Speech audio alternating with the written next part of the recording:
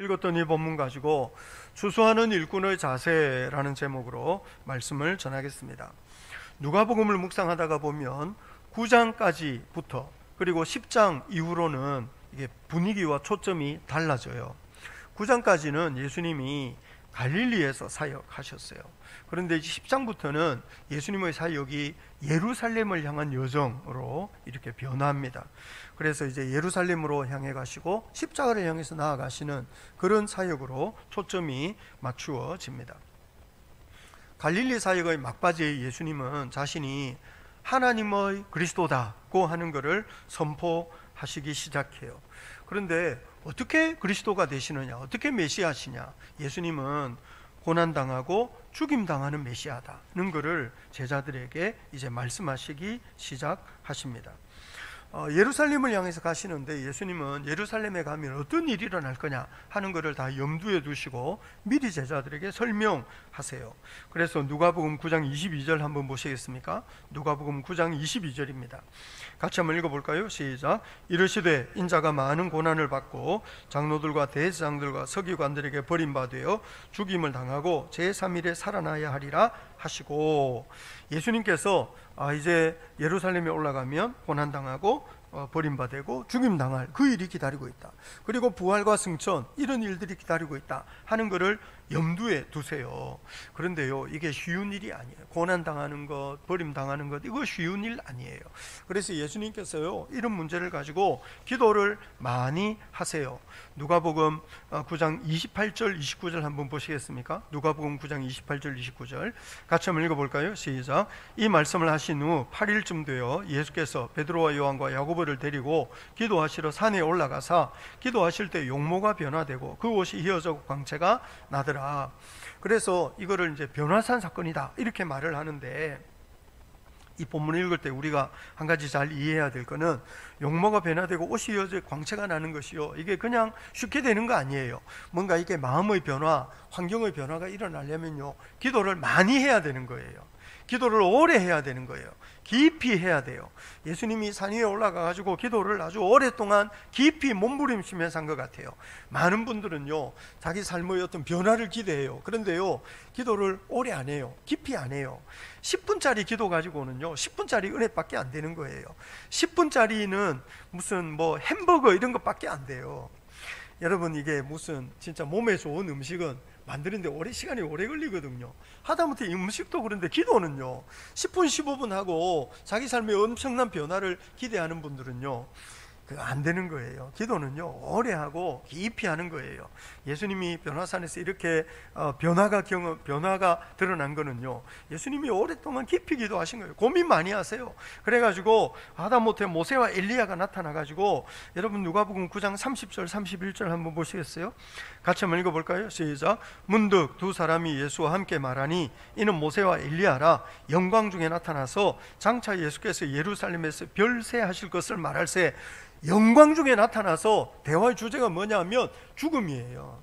예수님의 죽음에 대해서 이 모세와 엘리야가 예수님을 격려하고, 예수님 아마 묵상하시면서 이런 믿음의 선조들을 본받고 혹은 그 믿음의 선조들이 걸어갔던 하나님 나라의 길, 이런 거를 묵상하신 것 같아요.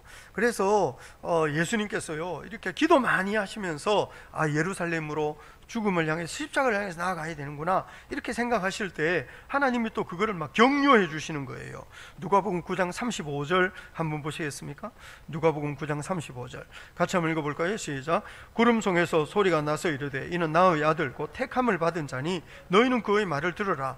그런데 어떤 말을 듣느냐 하면 고난에 대한, 죽음에 대한 말씀을 들으라는 거예요. 그래서 예수님이요 격려를 받으세요.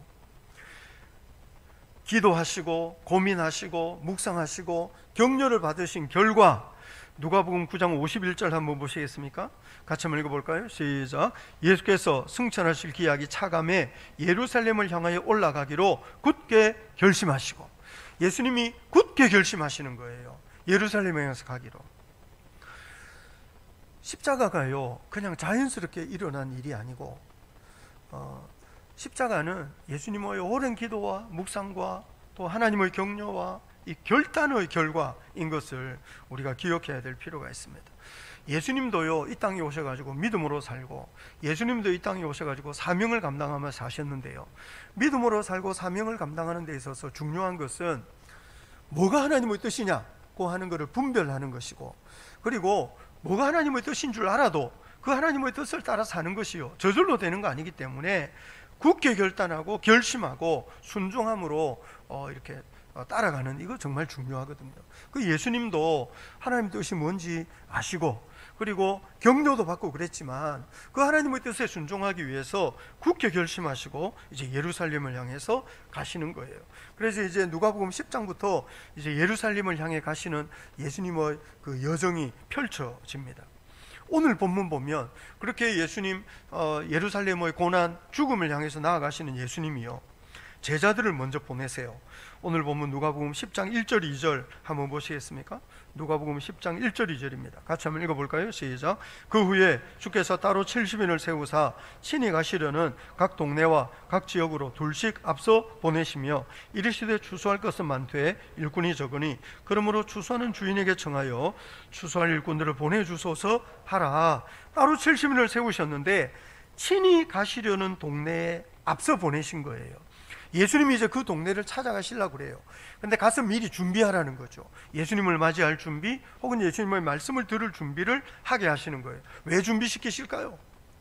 준비를 하면 예수님의 말씀을 듣고 예수님을 이렇게 환영하고 예수님의 말씀에 순종할 가능성이 훨씬 높아지는 거죠. 이를테면 묵은 땅을 기경하는 거죠. 마음의 준비를 다 시키세요. 그런데 예수님이 이렇게 일꾼을 보내실 때 추수라는 단어를 쓰세요. 신약 성경의 추수라는 거는요, 예수님 다시 오실 때 벌어질 하나님 나라의 잔치에 참여할 사람을 준비시키는 거예요. 추수는 곡식이 다 익었을 때 이제 베는 거잖아요. 그래서 이 준비된 영혼, 하나님 나라의 잔치에 참여하도록 준비된 영혼을 다 이렇게 불러 모으는 거를 추수라 그러거든요. 요컨대 예수님은 이 70명을 앞서 보내시면서 하나님 나라의 잔치에 참여할 수 있는 영혼을 이제 추려내려고, 골라내려고 하시는 거죠. 그런데 우리 며칠 전에 묵상할 때 누가복음 9장에서 예수님이 12명 제자들을 보내신 적이 있어요. 오늘은 70명 보내세요. 12명 제자들 보내셨다가 다시 70명을 보내시는 이유가 뭐겠습니까? 예수님은 이 하나님 나라의 복음을 더 널리, 더 확실하게, 더 신속하게 증거하고 싶어 하시는 거예요. 더욱이 오늘 본문 4절 하반절 보시면 길에서 아무에게도 문안하지 말아라 그럽니다. 왜 길에서 아무에게도 문안하지 말라 그럴까요? 중동 사람들은요, 길에서 누구를 만나면 우선 볼을 부비면서 이렇게 키스를 하는데 그냥 키스하는 게 아니고 소리만 내는 거예요. 볼 부비면서 인사해요. 그리고 이제 한번 끌어안고 그 다음부터 이제 안부를 물어야 된대요. 사돈의 8촌까지. 그래가지고 이 중동에서 사람을 만난다는 거는 시간이 많이 걸리는 일이라는 거죠. 그런데 예수님께서는 그러면 길에서 우연히 만나는 사람에게는 복음 전하지 말라는 겁니까? 그거 아니고 예수님은 사역을 그저 우연에 맡기는 것이 아니라 좀 더 전략적으로, 좀 더 목표지향적으로, 좀 더 신속한, 긴급한 마음으로 하라고 촉구하시는 거예요. 그래서 이게 바쁘다는 거죠. 지금 빨리 해야 될 일이라는 거예요.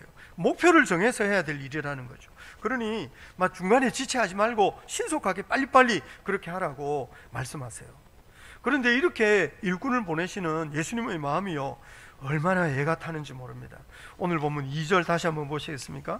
누가복음 10장 2절입니다. 같이 한번 읽어볼까요? 시작. 이르시되 추수할 것은 많되 일꾼이 적으니 그러므로 추수하는 주인에게 청하여 추수할 일꾼들을 보내주소서라. 12명 보내셨다가 70명 보내시는데요, 예수님은 성에 차지 않아요. 예수님은 700명이라도 보내시고 700명이라도 보내고 싶은 거죠.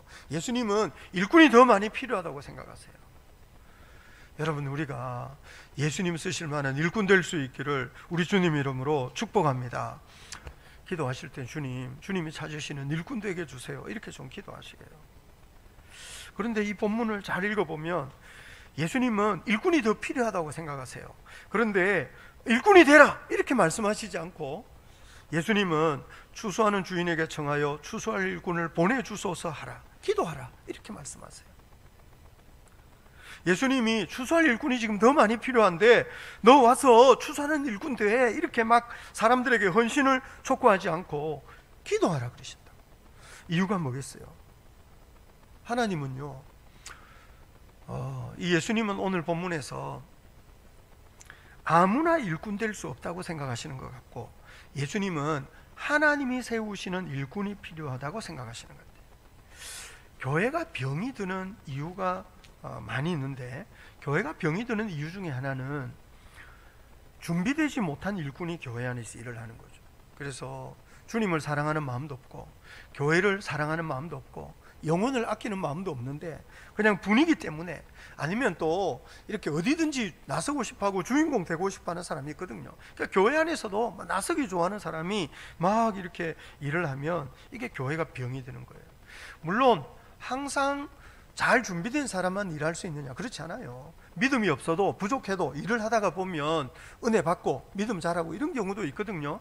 그런데 믿음이 없으면 조심스럽게 배우면서 순종하면서 일을 해야 되는데, 이게 하여튼 믿음도 없고 준비도 안 돼 있는데 막 자기가 뭐든지 이렇게 하려 그러면 하나님 두려워할 줄도 모르고 겸손할 줄도 모르고 배울 자세도 되어 있지 않은 그런 사람들이 일을 하면 교회가 병이 드는 거예요. 그래서 예수님께서는 아무나 헌신하라고 초대하시는 것이 아니고 하나님이 세우시는 일꾼을 하나님이 일으켜 주십사고 기도하라고 그렇게 말씀하세요. 그래서 우리도요, 교회 안에서 하나님의 사람을 좀 많이 일으켜 주시고 복음과 그리스도를 위해서 일할 수 있는 일꾼을 많이 일으켜 주세요, 이렇게 기도해야 됩니다. 여러분, 우리도 하나님 추수할 일꾼들을 더 많이 세워주세요 기도하면서 우리 안에 하나님의 역사를 볼 수 있게 되기를 원합니다. 여러분, 이게 기도 제목이어야 됩니다. 기도를 믿어야 됩니다. 저는 이 말씀 묵상할 때 이게 기도를 믿어야 되는구나. 우리는 막 사람을 불러다가 일을 시키고 싶은 마음이 먼저 드는 거예요. 그런데 막 사람을 불러다가 일을 시키는 게 아니고 기도만 하고 기다려야 돼요. 여러분, 기도 믿는 거 이거 쉬운 일이 아닙니다. 기도를 믿고 기도 응답하시는 하나님을 믿는 거 이거 중요한 일입니다. 제가 예전에 읽었던 책에 어느 교회 앞에 술집이 있었는데 교회는 썰렁한데 술집은 나날이 흥왕하는 거예요. 그래가지고 예수 믿는 사람들이요, 주님 저 술집 좀 없어지게 해주세요 막 이렇게 기도했는데 어느 날 술집에 불이 났어요. 그래가지고 술집이 망했거든요. 술집 주인이 고발을 했어요. 저 교회 때문에 망했다고. 그런데 재판관 앞에 가가지고 술집 주인은 교회 때문에 불나고 교회 때문에 망했다 그러는데요, 예수 믿는 사람들은 우리랑 아무 상관이 없어요 이렇게 이야기했다는 거예요. 재판관이 말하기를 술집 주인은 기도를 믿는데 기도한 사람은 기도를 안 믿는다고. 우리가 이 기도를 믿고 뭔가 하나님이 일하신다는 걸 믿고, 이거 정말 이게 쉬운 일이 아닙니다. 여러분, 우리가 기도를 믿어야 되겠습니다. 우리가 마음이 너무 급해가지고 막 이 사람들 시키고 저 사람도 해라고 막 이렇게 하는 거 아니고, 예수님은 그렇게 하라 그러신, 예수님 얼마나 마음이 급한지 몰라요. 그래서 지금 12명 보냈다가 70명 보냈는데도 성에 차지 않고 예수님이 하여튼 700명, 7,000명이 7만 명이라도 보내고 싶으신 거죠. 그런데요, 기도하라 그러세요. 하나님의 일꾼을 세워달라고 기도하라고. 우리가 아무리 마음이 급해도요, 하나님이 일하시는 것을 볼 수 있고 하나님을 기다릴 수 있는 그런 일꾼들 될 수 있기를 바랍니다. 어떤 의미에서 보면 기도가 하나님의 사람을 세우는 가장 빠른 방법이고 가장 올바른 방법이라는 거죠. 그래가지고 예수님이요, 여튼 일꾼을 보내세요.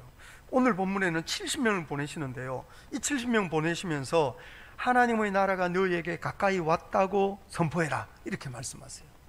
하나님의 나라가 아직 오지 않았어요. 가까이 왔을 뿐이에요. 이유가 뭘까요? 하나님 나라의 도래, 하나님 나라의 성취는 십자가와 부활을 통해서 일어나는 거거든요. 근데 이 지금은 아직 십자가와 부활이 아직 이루어지지 않았어요. 그래서 하나님 나라가 가까이 왔다 이렇게 말하라고 그래요. 그리고 이제 예수님이 가시면 이제 하나님 나라가 진짜 임하는 거거든요.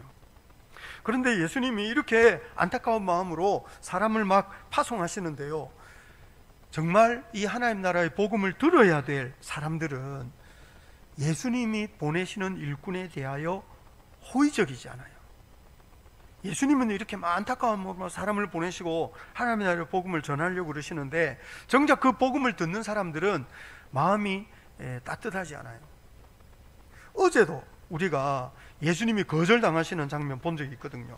어제 누가복음 9장 52절 53절 한번 보시겠습니까? 누가복음 9장 52절 53절입니다. 같이 한번 읽어볼까요? 시작. 사자들을 앞서 보내심에 그들이 가서 예수를 위하여 준비하려고 사마리아인의 한 마을에 들어갔더니 예수께서 예루살렘을 향하여 가시기 때문에 그들이 받아들이지 아니하는지라. 아마 예수님 일행이 조금 모욕을 당했는지도 모르겠어요. 그래가지고 어제 보면 야고보 요한이 막 화가 나가지고 하늘에서 막 불을 내려가지고 이 동네를 다 이게 멸망시켜야 되지 않느냐 이렇게 말할 정도로. 그런데 거절당하고 예수님이 다른 마을로 가셨거든요. 그런데 거절당하고 모욕을 당했는데도 오늘 예수님이 더 많은 일꾼을 보내십니다. 우리가 이거를 잘 배워야 됩니다. 보통 사람들이요 좋은 일을 하려고 그래요. 그런데 좋은 일을 하다가 거절을 당할 때가 있어요. 좋은 일을 해요. 하려고 해요. 그런데 좋은 일을 하려고 했는데요 사람들이 막 모욕하고 막 이렇게 자존심 상하게 하고 막 그래요. 그러면 좋은 일을 하려다가도 거절당하면, 또 좋은 일을 하려다가 실패하면 사람들이 금방 의기소침해져 가지고 나는 좋은 일 하려고 그러는데 왜 사람들이 협조를 안 해주는 거야 이러면서 그 다음부터는요 아무것도 안 하려고 그러는 사람도 있어요. 우리가 좋은 일을 하려다가 거절당할 때도 있고요, 우리가 좋은 일을 하려고 했는데 사람들이 우리를 싫어할 때도 있어요. 괜히 먹지 않아도 될 욕을 먹을 때도 있고요, 모욕을 당할 때도 있는 거예요. 갈라디아서 6장 9절에 이런 말씀이 있습니다. 같이 한번 읽어볼까요? 시작. 우리가 선을 행하되 낙심하지 말지니 포기하지 아니하면 때가 이름에 거두리라. 선을 행하는 모든 사람들은 포기하지 않는 끈기 이거 필요해요. 방해하거든요. 대항해요. 거절해요. 모욕을 당한다고요. 좋은 일을 하려고 해도. 그러니 선을 행할 때 포기하지 않고 끈기 있게 하는 것이 얼마나 중요한 일인지 모릅니다. 복음 전하는 사람들이 거절을 당하는 것은 뭐 비일비재한 일이죠.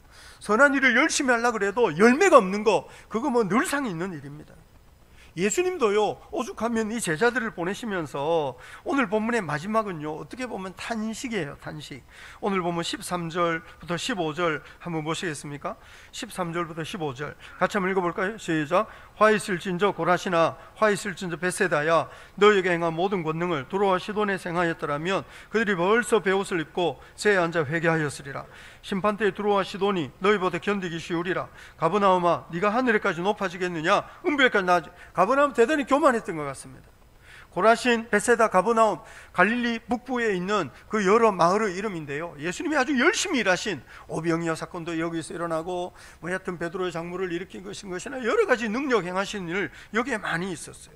예수님이 열심히 일하셨는데 이 사람들이 예수님을 푸대접하고요 예수님께 별로 호응하지 않았어요. 그 예수님께서 니들 동네에 행한 그 많은 능력, 니들 동네에 들려줬던 그 많은 설교, 그거 두로와 시돈에 가서 했더라면 그 사람 벌써 회개했겠다, 이렇게 예수님이 책망하실 만큼 이 사람들이 예수님에 대하여 아주 강팍한 마음으로 예수님을 푸대접했습니다.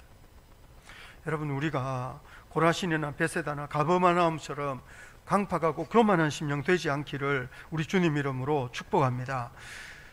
예수님을 실망시키지 않는 것이 필요하겠습니다. 우리가 지난주에도 거라사 사람들이 예수님을 거절했거든요.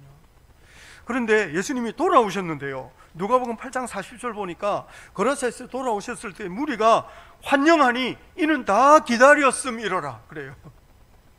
거라사에서는 거절을 당하고 돌아오시는데 돌아오니까 사람들이 다 환영하고 다 기다리고 있어요. 그래가지고 12의 혈루증 앓는 여인도 고침받고 야이로의 죽은 딸도 일어나고 뭐 이런 거를 우리가 본 적이 있습니다. 우리가 예수님을 환영하고 예수님을 참 기다리는 하나님의 사람들이 될 수 있기를 우리 주님 이름으로 축복합니다. 예수님을 환영하는 사람들은요 예수님이 보내신 일꾼의 말을 잘 들어요. 오늘 본문 16절 한번 보시겠습니까? 본문 16절입니다. 같이 한번 읽어볼까요? 시작. 너희 말을 듣는 자는 곧 내 말을 듣는 것이요, 너희를 저버리는 자는 곧 나를 저버리는 것이요, 나를 저버리는 자는 나 보내신 이를 저버리는 것이니라 하시니라. 하나님 나라의 증인들은 예수님의 말씀을 전하기 때문에 이 증인들의 말을 잘 듣는 것은 예수님의 말씀을 잘 듣는 것과 같아요. 전도자의 말을 거절하는 사람은 예수님을 거절하는 것과 같아요. 오늘 본문 보면요, 평안을 받을 만한 사람이 있는가 하면 그 평안을 누리지 못하는 사람도 있어요. 5절 6절 한번 보시겠습니까? 5절 6절 같이 한번 읽어볼까요? 시작. 어느 집에 들어가든지 먼저 말하되 이 집이 평안할지어다 하라. 만일 평안을 받을 사람이 거기에 있으면 너희 평안이 그에게 머물 것이요 그렇지 않으면 너희에게로 돌아오리라. 평안을 받을 사람이라는 표현은요, 문자적으로 하면 평안의 아들이라는 말인데, 이거는 복을 받을 만한 준비가 되어 있는, 복을 받을 만한 그릇이 준비되어 있는 사람이라는 거죠. 이런 사람들은요 복을 받아요. 그런데 복을 받을 만한 준비가 안 돼 있는 사람도 있는 거예요. 그런데 누가 평안을 받을 만한 사람입니까? 평안을 받을 만한 사람이라는 것은요, 하나님 나라의 증인을 환영하고 환대하고 잘 대접하는 사람이에요. 이제 평안을 받을 사람이라는 것은 예수님이 보내시는 일꾼을 환영하고 환대하는 사람이죠. 여러분, 우리가 복음을 전하는 하나님의 사람들, 또 주님의 일을 하는 사람들을 귀하게 여기고 잘 대접하는 성도들이 될 수 있기를 바랍니다. 그런데 오늘 본문 보면 예수님이요 일꾼을 보내시는데 평안의 아들이 있는가 하면 그렇지 않은 사람이 더 많다는 거예요. 예수님이 보내시는 증인을 환대하고 환영하는 사람이 있겠지만 그렇지 않은 사람이 더 많아요. 그래서 예수님이 오늘 본문 3절처럼 말씀하세요. 같이 한번 읽어볼까요? 시작. 갈지어다 내가 너희를 보냄이 어린 양을 이리 가운데 보냄과 같도다. 가라! 말씀하시는데 어디를 향해서 가라 그러시는 거예요? 이리떼를 향해서 가라는 거죠. 그래서 예수님이 갈지어다 그러시는데, 예수님이 제자들 증인들을 보내시는데요, 예수님이 볼 때 이거는 마치 어린 양을 이리 가운데 보내는 것 같다. 그러면서도 가라 그러신다고요. 우리가 이거를 잘 이해해야 됩니다. 이리가 뭐겠습니까? 늑대. 이리 늑대. 늑대가 뭡니까? 예수님께서는 복음의 증인들을 보내시는데요, 그 복음의 증인들이 들어가야 될 곳은 복음의 증인들을 대항하는 곳이라는 거예요. 복음의 증인들을 마치 이리는 어린 양을 어떻게 하겠습니까? 잘 데리고 놀까요? 이리는 어린 양을 뭐 이렇게 상처 주거나 어린 양을 찢어버리거나 죽이거나 아니면 잡아먹겠죠. 어린 양이 이리떼 가운데 들어가면 어떤 일이 벌어지겠습니까? 어둠의 세력이 그만큼 강하고 죄악의 영향력은 그만큼 잔인하고 복음을 대항하는 세상은 마치 이리떼처럼 흉포하다는 것을 말합니다. 그래서 어린 양은요 너무 연약해요. 그래가지고 이리떼 가운데 들어가면 금방 다 짓밟히고 금방 상처받고 금방 찢겨지고 금방 이제 집어삼켜지겠죠. 세상에 비하면 세상은 이리고, 세상 그 이리떼 같은 세상에 비하면 복음의 증인들은 어린 양처럼 연약한 거죠. 우리가 이거를 잘 이해해야 됩니다. 오늘날 교회가 또 예수 믿는 사람이 가지고 있는 아주 큰 문제 중에 하나는, 예수님은 우리를 이리 가운데 있는 양이다 이렇게 말씀하시는데 아무도 양이 되고 싶어 하지 않아요. 한번 여러분 잘 들어보세요. 오늘날 예수 믿는 사람들은요, 예수님은 우리를, 내가 너희를 보내는 것은 어린 양을 마치 이리 가운데 보내는 것 같다 말씀하시면서 그럼에도 갈지어다 그러시거든요. 그런데 우리는 아무도 어린 양이 되고 싶어 하지 않는 거예요. 어린 양이 뭡니까? 어린 양은 연약해요. 어린 양은 상처받고, 어린 양은 찢겨지고, 어린 양은 집어삼켜지는 이리의 먹이인 거죠. 그런데 우리가요 아무도 어린 양이 되고 싶어 하지 않아요. 이리는 힘이 있고 어린 양은 연약하거든요. 근데 우리는 아무도 연약한 사람이 되고 싶어 하지 않아요. 우리는 연약한 존재가 되고 싶어 하지 않아요. 우리는 상처받는 사람이 되고 싶어 하지 않아요. 우리는 힘이 있고 능력이 있어서 어떻게든 경쟁에서 이기고 싶은 사람이 되는 거예요. 그렇게 되고 싶은, 힘이 있는 존재가 되고 싶지 연약한 존재가 되고 싶어 하지 않는다고요. 우리는 무시당하고 싶어 하지 않아요. 우리는 뭔가를 호령하고 뭔가를 막 여튼 뭔가 자기를 과시하고 싶지, 뭔가 이렇게 무시당하고 모욕당하고 상처받고 그런 존재가 되고 싶어 하지 않는 거예요. 그래서 교회 안에서조차도 연약하고 보잘것없는 사람은 무시당하고 뭔가 세력이 있고 능력이 있고 교양이 있고 세련된 사람을 더 좋아하는 거죠. 여러분, 이것이 우리 시대의 큰 문제입니다. 교회가 병들어가는 이유가 뭐겠습니까? 교회는요 어린 양을 좋아하지 않아요. 교회는요 늑대를 좋아하는 거예요. 뭐든지 막 거침없이 자기 하고 싶은 거 다 하고 하고 싶은 말 다 하고 막 하여튼 큰 소리치고 뭔가 세상을 좌지우지할 만한 그런 것을 더 좋아해요. 그래가지고 예수 믿는 사람들이요, 성공하려고 얼마나 열심히 사는지 모릅니다. 성공하려고, 부자 되려고, 출세하려고, 꿈을 이루려고 자기를 철저하게 관리하고요, 열심히 살아요. 너무 열심히 살다가 보니까 우리 주변에 있는 연약한 사람을 돌아볼 여유가 없어요. 너무 열심히 살다가 보니까 여러분, 연약한 사람을 보듬어 줄 수 있는 품이 없는 거예요. 꿈을 이룬 사람 많고 성공한 사람은 많은데 가슴 따뜻한 사람 찾기 어렵습니다. 사람을 사랑할 줄 알고 영혼을 불쌍히 여길 줄 아는 찾아보기가, 그런 사람 찾아보기가 어려워요. 남의 무시당하는 사람들을 보면서 불쌍하다 이렇게는 할 수 있는데, 여러분 그 공감하고 끌어안을 줄 아는 능력을 가진 사람 교회 안에 드물어요. 요즘 세상이 빈부격차 커지고 뭐 그래서 문제 많다 그러지만 교회 안에도요, 잘난 사람 있고 못난 사람 있는데, 여러분 우리가 성경을 읽으면 초대교회는요, 잘난 사람 못난 사람이 친구가 되고 부자와 가난한 사람이 하나가 되고 뭐 이런 거 있어요. 그런데요, 어려워요. 여러분, 우리는 교만한 사람은 여전히 교만하고, 여러분 무능한 사람은 열등감에 사로잡혀가지고, 열등감, 시기심 이런 거에 사로잡혀, 저 인간은 뭐가 좀 뭐가 잘나서 저렇게 잘 사냐, 그리고 나는 뭐가 못나서 이렇게 참 어려우냐, 그러면서 교만과 열등감이요, 우리의 관계를 점점 깨트려요. 오히려 누군가의 돌봄을 받는 것을 엄청 기분 나쁘게 생각하고, 누군가의 도움을 받는 것을 엄청 자존심 상해해요. 그래서 교회 안에서 누군가를 돕고 섬긴다는 것 자체가 사실 쉽지 않은 시대에 우리가 살고 있다고요. 어린 양이 아닙니다. 설령 연약해도요, 자기가 연약하지 않다는 것을 자꾸 보여주고 싶어 해요. 어제 이구 집사님이 저한테 이런 그림을 하나 구해줬는데요, 물론 제가 부탁했는데, 여러분 이 그림 보이십니까? 양의 탈을 쓴 늑대는 많이 아시죠? 양의 탈을 쓴 늑대. 제가 볼 때 오늘날 많은 기독교인은요, 늑대의 탈을 쓴 양이에요. 양의 탈을 쓴 늑대도 문제인데요, 늑대의 탈을 쓴 양도 문제예요. 우리는 양이에요.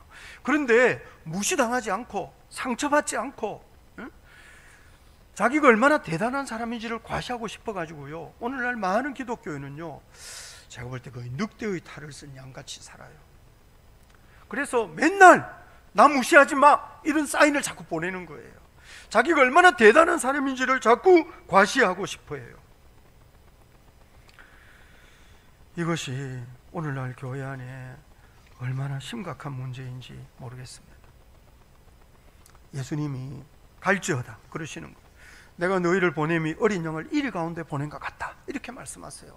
그러면서 예수님이요, 4절 한번 보시겠습니까? 4절 같이 한번 읽어볼까요? 시작.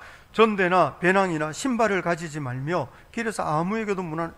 전대나 배낭이나 신발은요, 여행하는 사람이 갖추어야 될 필수품 같은 거예요. 가끔씩 뭐 성교사님이나 또 다른 손님이 오시면 우리 집에 이렇게 묵게 할 때가 있거든요. 우리 집에서 지내시는 분들이 있는데, 어떤 만약에 칫솔을 안 가져왔다, 이렇게 남의 집에 와서 자는데 칫솔을 안 가져왔다, 내지는 속옷도 없다, 샤워를 했는데 갈아입을 속옷이 없어요, 이러면 완전히 민폐대왕이겠죠. 이 전대 배낭 같은 거 그런 거예요. 신발 이런 거예요. 고대 사회에 여행하는 사람들이 반드시 가져야 될 필수품이었다고요. 그런데 예수님께서요, 제자들 이리 가운데 보내는 어린 양 같다 이렇게 말씀하시면서 전대 배낭 신발 갖지 마라, 민폐대왕 되라는 겁니까? 그런 뜻이 아니고, 전대 배낭 신발조차 갖지 말라고 하시는 것은 전적으로 무능한 사람이 되라는 거예요. 전적으로 무기력한. 그래서 하나님이 공급하시는 은혜가 아니고서는 아무것도 할 수 없는 그런 무능한 인간이 되어도 된다고 주님이 말씀하시는 거예요. 하나님만 바라보라는 거죠. 하나님이 공급하시는 은혜 외에는 아무것도 필요 없는 사람이 되라는 거예요. 그런데 그런 무능하고 무기력한 모습으로 가서 평안을 선포하고, 그런 무능하고 무기력한 모습으로 가서 병자를 고치라는 거죠. 무능하고 무기력하고 자기 앞가림을 할 수 있는 능력이 하나도 없어도 평안 선포할 수 있고 병자 고칠 수 있어요. 이유가 뭐냐면 우리 힘과 우리 능력 아니고 예수님의 이름이고 예수님의 능력인 거거든요. 우리가 연약하고 무능해도 우리가 예수 이름을 증거하면 하늘의 평강이 임한다는 거예요. 오늘날 문제는 뭡니까? 우리는 무능한 사람이 되고 싶지 않은 거죠. 우리는 무기력한 사람, 연약한 사람이 되고 싶지 않아요. 내가 얼마나 강하고 내가 얼마나 대단한 사람인지를 자꾸 보여주고 싶고, 그래야 무시당하지 않고, 그래야 어디 가서 자존심 내세우고, 그래야 하나님의 영광을 드러낼 수 있다고 착각하는 거죠. 마치 제자들 같습니다. 제자들도요, 어디 가서 무시당하고 싶지 않았어요. 그래서 어제 묵상했던 누가복음 9장 46절 48절 보시면, 여러분 누가복음 9장 46절부터 48절 한번 보시겠습니까? 같이 한번 읽어보겠습니다. 시작. 제자 중에서 누가 크냐 하는 변론이 일어나니 예수께서 그 마음에 변론하는 것을 아시고 어린아이 하나를 데려다가 자기 곁에 세우시고 그들에게 이르시되 누구든지 내 이름으로 이런 어린아이 하나를 영접하면 곧 나를 영접하며 또 누구든지 나를 영접하면 곧 나를 보내신 이를 영접함이라. 너희 모든 사람 중에 가장 작은 그가 큰 자니라. 가장 작은 그가, 어린아이 특징이 뭡니까? 어린아이는요, 혼자 할 수 있는 게 없어요. 어린아이는 여러분 무기력해요, 무능해요, 의존하고 누군가에 돌봐주지 않으면 살 수 없어요. 제자들은요, 어린아이와 달랐어요. 제자들은 누가 크냐, 내가 얼마나 대단하냐, 내가 얼마나 좀 훌륭한 사람이냐, 그래가지고 힘겨루기 하고 도토리 키재기 하고 이렇게. 그런데요, 이게 한 번이 아니에요. 제자들이 복음서에서 이렇게 누가 크냐고 자기들끼리 힘겨루기 하는 게요, 여러 번 나와요. 여러 번. 심지어 겟세마네 동산에 가서도 이런 짓을 해요. 우리는요, 어린 양 되고 싶어 하지 않는 거예요. 우리는 어린아이 되고 싶어 하지 않는 거죠. 오늘날 교회의 문제는 아무도 어린 양 되고 싶어 하지 않고 아무도 어린아이 되고 싶어 하지 않아요. 자기가 얼마나 대단하고 얼마나 강하고 얼마나 능력 있는 사람인가 하는 것을 자꾸 드러내고 싶어 하는, 그것이 오늘날 문제인 줄 알아요. 더욱이 그런 욕망을 종교적으로 포장하면 그거 같이 무서운 게 없어요. IM 선교회 보세요. 남의 이야기가 아닙니다. 그 조그마한 아이를 왜 그런 기숙학교에 비싼 돈 내고 보냈겠습니까? 그게 다 세상에서 성공하는 길이고, 종교적으로 포장된 욕망처럼 무서운 게 없습니다. 종교적으로 포장된 욕망처럼 무서운 게 없다고요. 종교적으로 자기가 아주 신앙적인 것처럼 보여요. 근데 실제로 그 내면에 작동하고 있는 것은 돈에 대한 욕망이고, 더 화려하고 더 풍요로운 삶에 대한 욕망이고, 세상에서 좀 이렇게 대접받는 인생을 살고자 하는 욕망인 거죠. 여러분, 그것이 우리를 얼마나 참 힘들게 하는지 모릅니다. 우리가 오늘 본문 읽으면서 한 가지 잘 배워야 될 거는, 세상은 무능과 무기력을 부끄럽게 생각합니다. 세상은 연약함을 부끄럽게 여깁니다.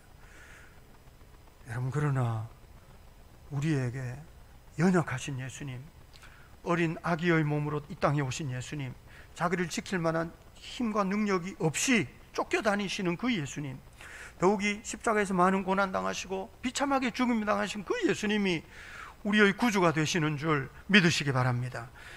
예수 믿는 사람은요, 십자가에 매달린 예수를 믿는 사람은 연약함을 부끄러워할 수 없습니다.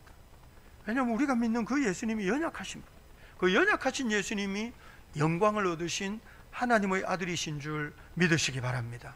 그래서 예수님은 비록 일대 가운데 들어가지만 니들은 어린 양이어야 돼, 이렇게 말씀하시는 거예요. 어린 양이어도 상관이 없다는 거죠. 어린 양이 이 일을 이긴다는 거죠. 어떻게 이깁니까? 싸워서 이깁니까? 여러분, 눈물과 기도와 상처와 희생을 통해서 이기는 겁니다.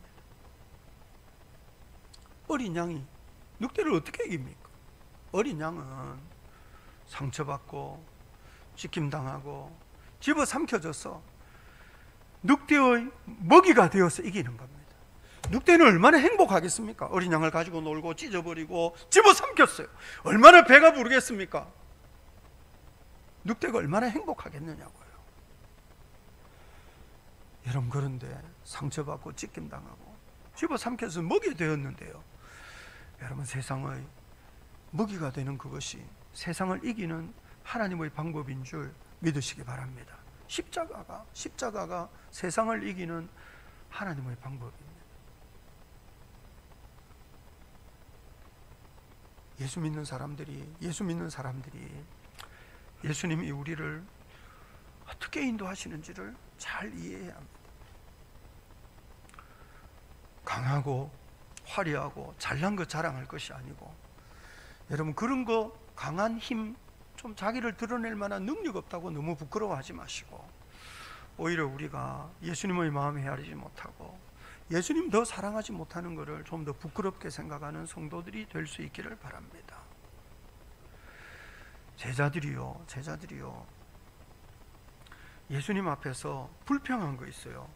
제자들이 예수님 앞에서 불평했는데, 누가복음 9장 49절부터 50절 한번 보시겠습니까? 누가복음 9장 49절 50절입니다. 같이 한번 읽어볼까요? 시작.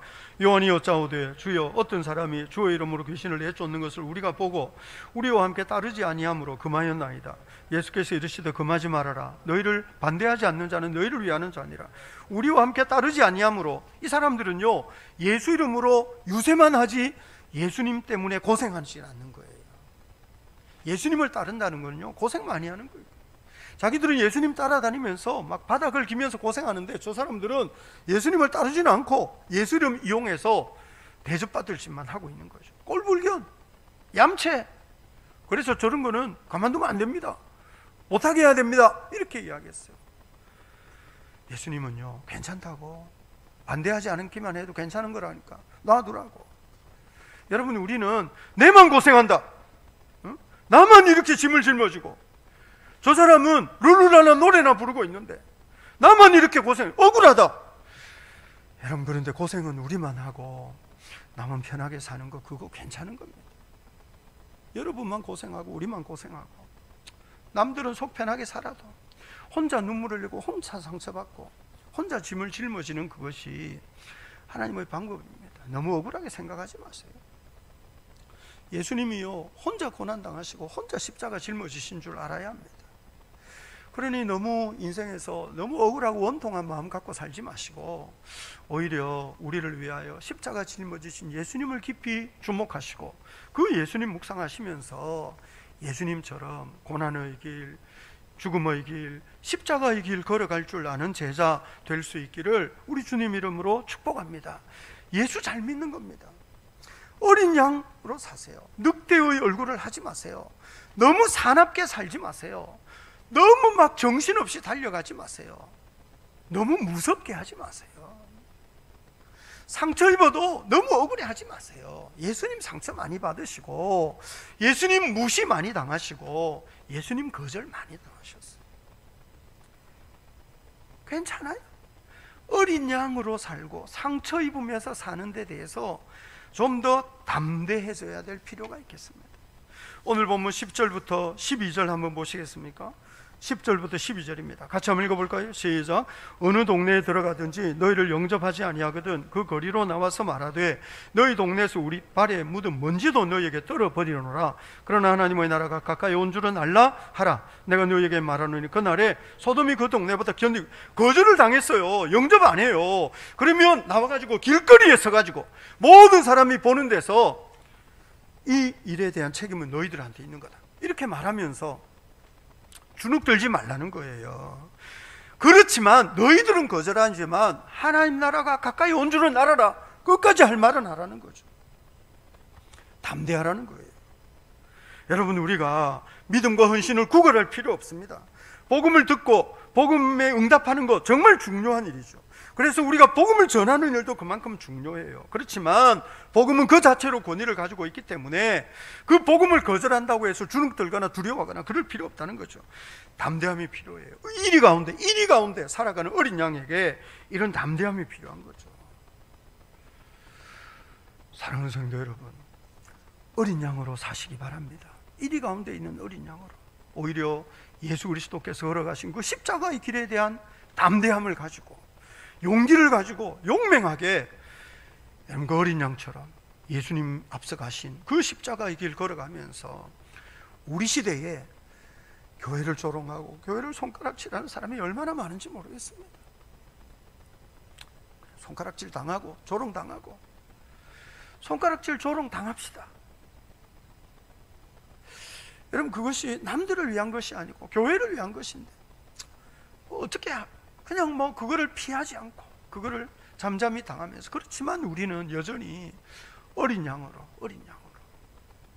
예수의 증인으로, 십자가의 증인으로 살아가는 그렇게 예수의 증인, 십자가의 증인으로 살아가기로 굳게 결단하는 우리 귀한 하나님의 사람 될 수 있기를 우리 주님 이름으로 축복합니다. 아멘, 아멘.